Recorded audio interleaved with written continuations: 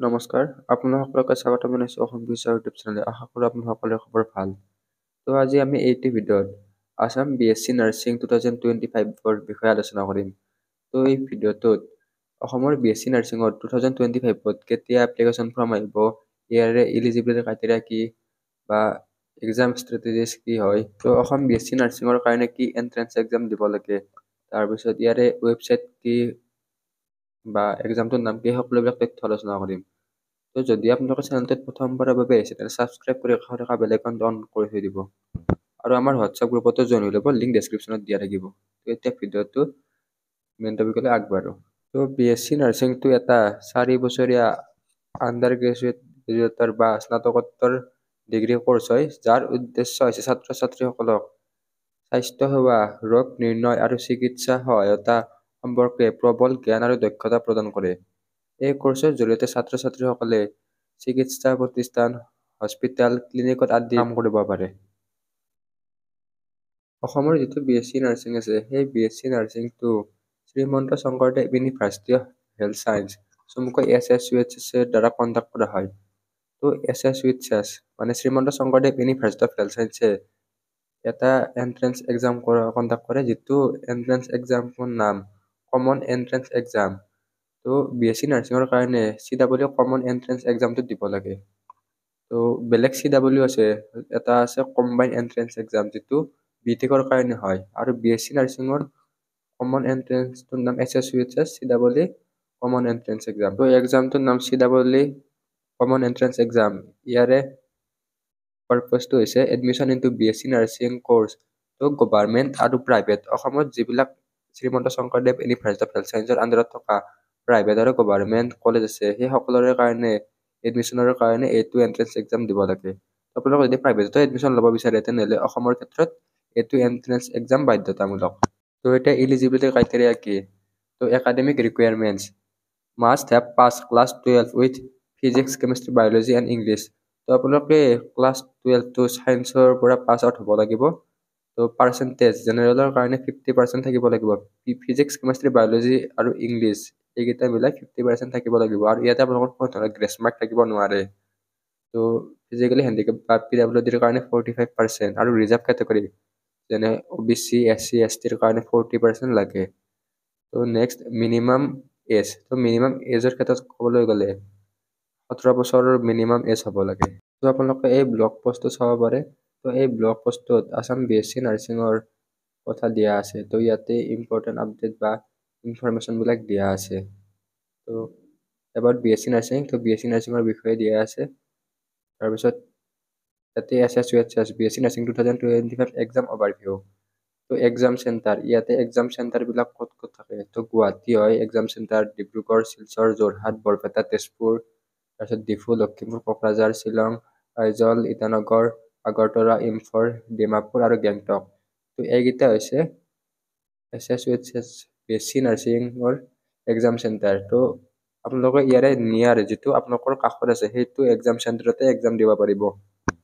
তো next exam টাইমটো কেনেকুৱা হয়। তো বহুতে সোধে এক্সামটো কম্পিউটাৰ বেছড হয় নে পেন পেপাৰ হয়। তো SSUHS BSc নাৰ্ছিঙৰ এণ্ট্ৰেন্স এক্সামটো OMR বেছ পেন পেপাৰ হয়। তো আপোনালোকক কুৱেশ্যনটোত 4টা অপশ্যন দিব। তো 4টা অপশ্যনৰ যিটো এনচাৰ হয় সেইটো ৰাউণ্ড কৰি আপোনালোকে দিব লাগিব। আৰু ইয়াতে কুৱেশ্যন পেপাৰখন অসমীয়া আৰু ইংলিছ দুয়োটা মিডিয়ামতে থাকিব। তো আপোনালোকে ইয়াতে কুৱেশ্যন পেপাৰখনত মিডিয়ামটো যেতিয়া অনলাইন এপ্লাই কৰিব তেতিয়া মিডিয়াম চিলেক্ট কৰাৰ প্ৰয়োজন নাই। তো কুৱেশ্যন পেপাৰখন অসমীয়া আৰু ইংৰাজী দুয়োটা মাধ্যমতে আহি যাব। তো এক্সাম ফিজ, এক্সামৰ যিটো এপ্লিকেশ্যন ফিজ আছে সেইটো প্ৰত্যেক বছৰে চেঞ্জ হৈ থাকে। তো লাষ্ট ইয়েৰৰ ক্ষেত্ৰত চাবলৈ গ'লে ইয়াৰে এক্সাম ফিজটো জেনেৰেলৰ কাৰণে 1500 টকা আহিছিলে, আৰু বাকীকেইটা কেটেগৰী যেনে EWS, OBC, SC, ST এইবিলাকৰ কাৰণে 1200 টকা আহিছিলে। নেক্সট ইয়াৰে এপ্লিকেশ্যন ফৰ্ম কেতিয়ালৈকে মুকলি হোৱাৰ সম্ভাৱনা আছে। তো এক্সপেক্টেড ডেট, এপ্লিকেশ্যন ফৰ্ম ইয়াৰে যিটো অনলাইন এপ্লাই আছে সেইটো লাষ্ট উইক অফ এপ্ৰিলৰ লাষ্ট উইকত বা মে'ৰ ফাৰ্ষ্ট উইকত দিয়াৰ বহুখিনি সম্ভাৱনা আছে। তো ইয়াৰে যেতিয়াই নটিফিকেশ্যন বা অনলাইন এপ্লিকেশ্যনৰ কিবা ইনফৰমেশ্যন আহে আমাৰ চেনেলত দি দিবলৈ চেষ্টা কৰিম। আৰু এক্সাম ডেট, তো এক্সাম কেতিয়ালৈকে হোৱাৰ সম্ভাৱনা থাকে। তো এক্সামটো জুনৰ 2nd উইক মানত হোৱাৰ সম্ভাৱনা থাকে। তো আপোনালোকৰ মাজলৈ আমি কিছুমান ই বুক আৰু মক টেষ্ট লৈ আহিছোঁ। তো যদি আপোনালোকে ই বুকখিনি ল'ব বিচাৰে তেনেহ'লে আমাৰ পৰা লৈ ল'ব পাৰিব। তো হোৱাটছআপৰ জৰিয়তেও ল'ব পাৰিব, নহ'লে ডাইৰেক্ট ৱেবছাইটৰ জৰিয়তেও ল'ব পাৰিব। তো ইয়াৰে লিংক ডেছক্ৰিপশ্যনত দিয়া থাকিব, হোৱাটছআপৰ নম্বৰৰ লিংকো ডেছক্ৰিপশ্যনত দিয়া থাকিব, আৰু যিটো লিংক আছে ডাইৰেক্ট ৱেবছাইটৰ লিংকো ডেছক্ৰিপশ্যনত দিয়া থাকিব।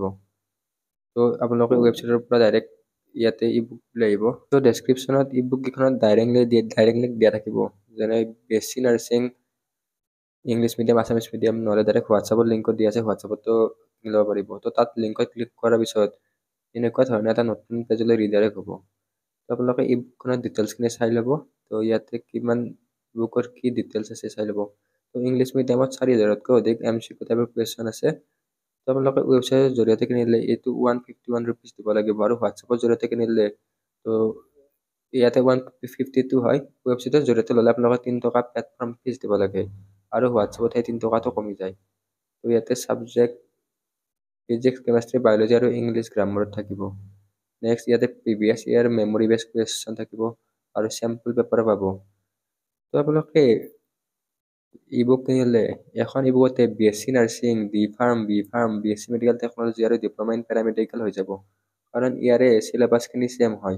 তো BSc nursing, B pharm, BSc medical technology আৰু ডিপ্ল'মা ইন পেৰামেডিকেলৰ এণ্ট্ৰেন্স এক্সামৰ চিলেবাছখিনি ছেম। ক্লাছ 11 আৰু 12ৰ ইয়াতে ফিজিক্স, কেমেষ্ট্ৰি, বায়'লজি আহিব। ই বুকখনৰ কাৰণে আপোনালোকে ইয়াতে ইমেইলটো দিব লাগিব, তাৰপিছত ফোন নম্বৰ দিব লাগিব। আপোনালোকৰ ইমেইলটো দি দিব আৰু ফোন নম্বৰটো দি দিব, তাৰপিছত পে অপশ্যনত ক্লিক কৰিব। তো আপোনালোকে ইমান প্ৰচেছ কৰিব নিবিচাৰিলে ডাইৰেক্ট হোৱাটছআপৰ লিংকো দিয়া থাকিব, হোৱাটছআপৰ জৰিয়তেও ডাইৰেক্ট হোৱাটছআপত মেছেজ দিব যে ই বুক লাগে, কি কৰ্চৰ কাৰণে ই বুক লাগে সেইটো জনাই দিলে হ'ল। তো ইয়াতে UPI ID, তাৰপিছত কাৰ্ড, নেট বেংকিং, ৱালেট সকলোবিলাক আছে। তো আপোনালোকে যিটোৰে পে'মেণ্ট কৰিব বিচাৰে পে'মেণ্টটো কৰি ল'ব, আৰু পে'মেণ্ট কৰাৰ পিছত আপোনালোকে 10 ছেকেণ্ডমান সময় ৱেইট কৰিব, তাৰপিছত আপোনালোকৰ PDF-টো বা ই বুকটো ডাউনলোড হৈ যাব। তো এতিয়া চিলেবাছখিনি the exam is based on the NCERT class 11 and 12। তো ক্লাছ 11 আৰু 12ৰ NCERTৰ বেচিছত হয়। ফিজিক্স, কেমেষ্ট্ৰি, বায়'লজি আৰু ইংলিছ এইখিনি আহিব। তো এক্সাম পেটাৰ্ণ ইয়াতে টোটেল 100টা MCQ থাকিব, 25টা ফিজিক্সৰ, 25টা কেমেষ্ট্ৰিৰ, 25টা বায়'লজিৰ আৰু 25টা ইংলিছ গ্ৰামাৰৰ।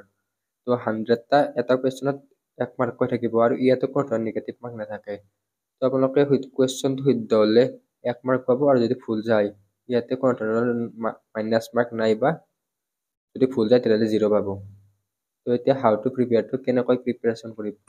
তো যদি আপোনালোকে ইণ্টাৰেষ্টেড হয় আমাৰ ই বুক কেইখন কিনি ল'ব পাৰে। তো ই বুক কেইখন কম প্ৰাইজতে দিয়া হৈ গৈছে, তো আপোনালোকে হোৱাটছআপৰ জৰিয়তে লৈ ল'ব। তো প্ৰথমতেতো চিলেবাছখিনি আণ্ডাৰষ্টেণ্ড কৰিব, তো চিলেবাছখিনি বুজি লওক। তো এটা আপোনালোকৰ মেক এ ষ্টাডি চিডিউল, তো ডেইলি 5-6 ঘণ্টাৰ এটা ষ্টাডি চিডিউল কৰক। তো প্ৰেক্টিছ প্ৰিভিয়াছ ইয়াৰ কুৱেশ্যন। তো SSUHSৰ পৰাতো প্ৰিভিয়াছ ইয়াৰ কুৱেশ্যন নিদিয়ে, তো আপোনালোকে কিছুমান মক টেষ্ট দিয়ক। তো আমাৰ ফালৰ পৰা ফ্ৰীতে কিছুমান মক টেষ্ট দিয়া হৈছে। তো মক টেষ্টবিলাক আপোনালোকে লিংকটো ডেছক্ৰিপশ্যনত থাকিব, তাৰে পৰা মক টেষ্টবিলাক এক্সেছ কৰিব পাৰিব। তো মক টেষ্ট কেনেকৈ দিব তাৰে ভিডিঅ' আছে, সেইবিলাক চাই ল'ব। তো আপোনালোকে NCERTৰ মেইন বুকখনো ফ'ল' কৰিব। নেক্সট আপোনালোকে যিখিনি পঢ়ে সেইখিনি আপোনালোকে ৰিভাইজ কৰিব। তো সকলো বস্তুৱে প্ৰেক্টিচ আৰু ৰিভাইজ কৰিব লাগে। তো ই বুকখনৰ বিষয়ে কোৱা হৈছে, ইয়াতে কমপ্লিট চিলেবাছ কভাৰ কৰা হৈছে। নেক্সট মক টেষ্ট আৰু প্ৰেক্টিচ পেপাৰ পাব আপোনালোকে, প্ৰিভিয়াছ ইয়াৰ কুৱেশ্যন পাব, আৰু কুইক ৰিভিজন নোট এইবিলাক আছে। তো হোৱাটছআপ গ্ৰুপতো জইন হৈ ল'ব। তো ই বুকখন ডাইৰেক্ট যিটো ৱেবছাইট আছে এনেকুৱা ডাউনলোড ই বুকত ক্লিক কৰিলে ডাইৰেক্ট হোৱাটছআপলৈ ৰিডাইৰেক্ট কৰিব, তেনেকৈ আপোনালোকে কিনি ল'ব পাৰিব হোৱাটছআপৰ জৰিয়তেও। আপোনালোকে মক টেষ্টবিলাক এক্সেছ কৰাৰ লিংক ডেছক্ৰিপশ্যনত দিয়া আছে, তো তাত ক্লিক কৰি মক টেষ্টবিলাক আপোনালোকে দিব পাৰিব। ইয়াতে আপোনালোকৰ মক টেষ্টবিলাকৰ লিংক দিয়া আছে, তো এই লিংকবিলাক আপডেট কৰি থকা হয়। এতিয়ালৈকে 9টা মক টেষ্ট আছে, তো কিছু সময় বা কিছুদিন পিছত এই মক টেষ্টবিলাক ইনক্ৰিজ হ'ব। তো সপ্তাহত প্ৰায় 2ৰ পৰা 3টা মক টেষ্ট দিয়া হয়। তো আপোনালোকে মক টেষ্টৰ কাৰণে আপোনালোকে ইয়াৰ ৱেবছাইটৰ জৰিয়তে যাব পাৰিব, নহ'লে হোৱাটছআপ গ্ৰুপত জইন হৈ ল'ব। হোৱাটছআপত গ্ৰুপত আমাৰ মক টেষ্টবিলাকৰ লিংক দি ৰখা হয়। তো লাষ্ট ইয়াৰৰ মক টেষ্টবিলাকো দিব পাৰিব। তো লাষ্ট ইয়াৰত চেম্পল পেপাৰ কিছুমানো আছে আৰু মক টেষ্টো আছে।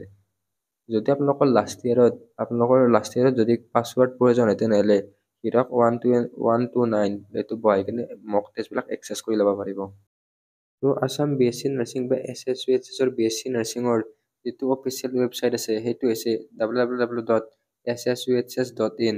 ইয়াৰে লিংকটো ডেছক্ৰিপশ্যনত দিয়া থাকিব।